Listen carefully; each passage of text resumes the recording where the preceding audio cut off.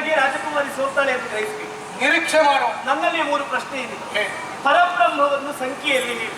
ಪರಬ್ರಹ್ಮವನ್ನು ಸಂಖ್ಯೆಯಲ್ಲಿ ಸಾವೇ ಇರದ ಒಂದು, ಸಾವಿರದ ಒಂದು, ಅದುವೇ ಪರಬ್ರಹ್ಮ. ಈ ಭೂಮಿ ಯಾವುದರ ಆಧಾರದ ಮೇಲೆ ನಿಂತಿದೆ?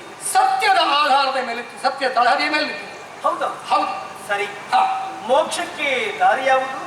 ಒಬ್ಬ ವ್ಯಕ್ತಿ ಯಾವತ್ತೂ ಅವನ ಬದುಕಿನಲ್ಲಿ ಧರ್ಮದಿಂದ ನಡೆದುಕೊಳ್ಳುತ್ತಾನೆ ಅಂತಾದ್ರೆ ಅವನ ಬದುಕಿನಲ್ಲಿ ಸಿಗುವುದು ಕೊನೆಯಲ್ಲಿ ಮೋಕ್ಷ ಅನ್ನುವುದಕ್ಕೆ ಮಾಡಬೇಡ. ಧರ್ಮ ಮಾರ್ಗದಲ್ಲಿ ನಡೆದವನಿಗೆ ಮೋಕ್ಷ ಲಭಿಸುತ್ತದೆ. 3 ಪ್ರಶ್ನೆಗೆ ಸರಿಯಾದ ಉತ್ತರ ತಾನೇ. ಈಗ ನಾವೊಂದು ಪ್ರಶ್ನೆ ಕೇಳಬಹುದು. ಪುರುಷನೋರ್ವನ ಸತಿಯು ಹೆಣ್ಣು ಶಿಶುವ ಪಡೆದು ಮರಣ ಹೊಂದಲು ಪುರುಷ ಶಿಶುವ ಸಲಗಿದ ಪ್ರಾಯ ಪರದಾಖ್ಯಯು ಪುರುಷ ಕಾಮ ಮೋಹಿತನಾಗಿ ಪ್ರಮಿತಿ ಭೋಗಿಸಿದನವಳನು ನೆರೆ ಗರ್ಭವತಿಯಾಗಿ ಪುತ್ರಿಯೋರ್ವಣ ಪಡೆಯ ಪುರುಷ ಕಾಮಾಂತನಿಗೆ ಪುತ್ರಿಯೋ ಪೌತ್ರಿಯೋ ಪುರುಷ ಶಿಶುವಿಗೆ ತಂದೆಯಾದನು ತಾತನು. ಇದು ಪ್ರಶ್ನೆಗಿಂದ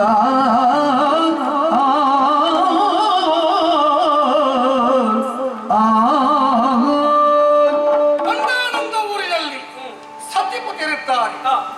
ಆ ಪುರುಷನ ಸತಿ ಗರ್ಭವತಿಯಾಗಿ ದಿನ ಕಳೆದಂತೆ ಒಂದು ಹೆಣ್ಣು ಮಗುವಿಗೆ ಜನ್ಮವನ್ನು ಕೊಟ್ಟು ಅಸುನೀಗುತ್ತಾಳೆ. ಆವಾಗ ಆ ಹೆಣ್ಣು ಅನಾಥೆಯಾಗಬಾರದು ಅನ್ನುವ ಕಾರಣಕ್ಕಾಗಿ ಆ ಪುರುಷ ಅವಳ ಲಾಲನೆ ಪಾಲನೆ ಮಾಡಿ ಸಾಕುತ್ತಾನೆ. ಆ ಹೆಣ್ಣು ಬೆಳೆದು ದೊಡ್ಡವಳಾಗುತ್ತಾಳೆ, ಪ್ರಾಯ ಪ್ರಬುದ್ಧಳಾಗುತ್ತಾಳೆ, ಸೌಂದರ್ಯವತಿಯಾಗುತ್ತಾಳೆ. ಒಂದು ದಿವಸ ಆ ಪುರುಷ ಕಾಮಮೋಹಿತನಾಗಿ ಹೋಗಿ ಅವಳನ್ನೇ ರಮಿಸುತ್ತಾನೆ. ದಿನ ಕಳೆದಂತೆ ಆ ಹೆಣ್ಣು ಗರ್ಭವತಿಯಾಗುತ್ತಾಳೆ. ಒಂದು ಹೆಣ್ಣು ಮಗುವಿಗೆ ಜನ್ಮವನ್ನು ಕೊಡುತ್ತಾಳೆ. ಆ ಹೆಣ್ಣು ಮಗುವಿಗೆ ಈ ಪುರುಷ ತಂದೆಯಾದನು, ಅಲ್ಲ ತಾತನಾದನು. ಈ ಹೆಣ್ಣು ಮಗಳು ಮಗಳು ಅಲ್ಲ ಮೊಮ್ಮಗಳು. ತಂದೆಯಾದನು, ತಾತನಾದನು, ಮಗಳು ಮೊಮ್ಮಗಳು. ಇದು ಪ್ರಶ್ನೆ. ಯಾವ ದೇಶದ ಕಥೆಯು ಯಾವ ನಾಡಿನ ಪ್ರಶ್ನೆ? ಯಾವ ದೇಶದ ಕಥೆಯು ಯಾವ ನಾಡಿನ ಪ್ರಶ್ನೆ? ಈ ವಿಪರ್ಯಾಸ ನಡೆದಿರುವುದೋ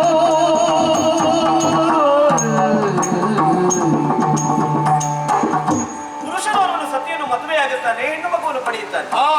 ಸತಿ ವಿಹೀನರಾದಂತ ಪ್ರಾಯಪ್ರಬುದ್ಧಳಾದಂತ ಮಗಳನ್ನೇ ಕೂಡುತ್ತಾನೆ. ಖಂಡಿತ ಆ ಮಗಳಿಗೆ ಹುಟ್ಟುವ ಮಗುವಿನ ಸಂಬಂಧ ಈ ಪುರುಷನಿಗೆ ಮಗಳನ್ನು ಕೂಡುವುದು, ಮಗುವನ್ನು ಪಡೆಯುವುದು, ಆ ಮಗುವಿನ ಸಂಬಂಧ. ಇದು ಯಾವ ಪ್ರಶ್ನೆ? ಇದು ಪ್ರಶ್ನೆಯೇ ಅಲ್ಲ. ಯಾವ ದೇಶದ ಕಥೆಯು ಯಾವ ನಾಡಿನ ಪ್ರಶ್ನೆ? ಇದು ಪ್ರಶ್ನೆ ಅಲ್ಲದ್ದರಿಂದ ಈ ಪ್ರಶ್ನೆಗೆ ಉತ್ತರವೇ ಇಲ್ಲ. ಅನುಮಾನವೇ ಬೇಡ, ಒಪ್ಪಿಕೋ. ಇಲ್ಲಿಗೆ ಮುಗಿಯಲಿಲ್ಲ, ಯುದ್ಧ ಹೊಂದಿದೆಯಲ್ಲ.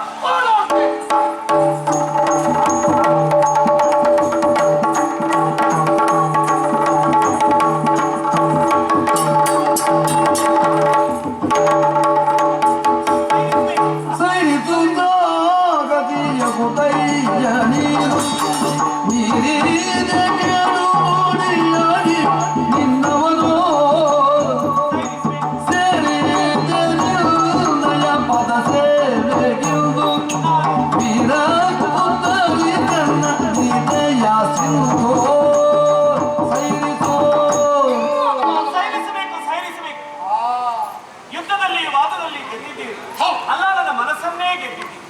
ನನ್ನ ಕುರಿತಾಗಿ ನೀವು ತಪ್ಪಾಗಿ ಭಾವಿಸಬಾರದು. ಹೆಣ್ಣಾದಂತ ಕಾಮಕಂಠಿ ಅಹಂಕಾರದಿಂದ ವಿದ್ಯೆಯನ್ನು ಕಲಿತಿದ್ದೇನೆ ಎನ್ನುವ ಹಾಗೆ ಅಹಂಕಾರವನ್ನು ವ್ಯಕ್ತಪಡಿಸ್ತಾ ಇದ್ದಾಳೆ ಅಂತ ನೀವು ಗ್ರಹಿಸಬಾರದು. ವಾದದಲ್ಲಿ ನನ್ನನ್ನು ಗೆಲ್ಲಬೇಕು ಅಂತ ಒಂದು ನಿಬಂಧನೆಯನ್ನು ಇರಿಸಿಕೊಂಡು ಮದುವೆಯಾದ ಬಳಿಕ ಹೆಣ್ಣಾದವಳಿಗೆ ಯಾವುದೇ ಒಂದು ಜೀವನದ ಸಮಸ್ಯೆ ಇದ್ರೂ ಕೂಡ ಅದನ್ನು ಸಮರ್ಪಕವಾಗಿ ನಿಭಾಯಿಸುವಲ್ಲಿ, ಉತ್ತರಿಸುವಲ್ಲಿ ಪತಿ ಸಮರ್ಥನಾಗಿರ್ಬೇಕೆನ್ನುವ ಕಾರಣಕ್ಕಾಗಿ ವಾದದಲ್ಲಿ ಗೆಲ್ಲಬೇಕು ಅಂತ ಇರಿಸಿಕೊಂಡು ಯುದ್ಧದಲ್ಲಿ ನನ್ನನ್ನು ಸೋಲಿಸಬೇಕು.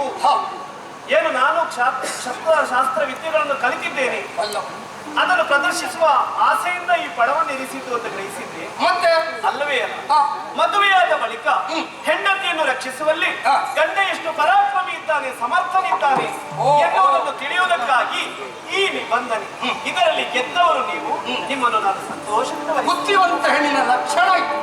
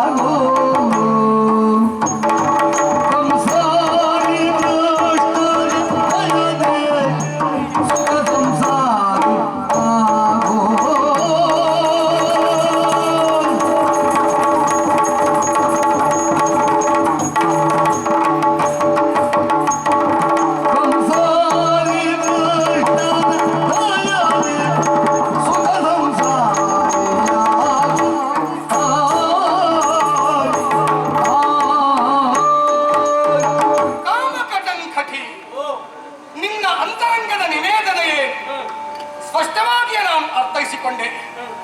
ಯೋಚಿಸಬೇಡ. ಅದು ಮತ್ತೆ ನನ್ನ ಮದುವೆಯಾಗುತ್ತಾನೋ ಇಲ್ಲವೋ ಈಗ ಘಟೋತ್ಕಚ ಅನುಮಾನ ಪಡಬೇಕಾದಂತ ಅನಿವಾರ್ಯತೆ ಇಲ್ಲವೇ ಇಲ್ಲ. ಶ್ರೀಕೃಷ್ಣ ಪರಮಾತ್ಮ ಕೃಪೆ ಅಂತ ಹೇಳುದು ಉಂಟೇ ಉಂಟು. ಸರಿ,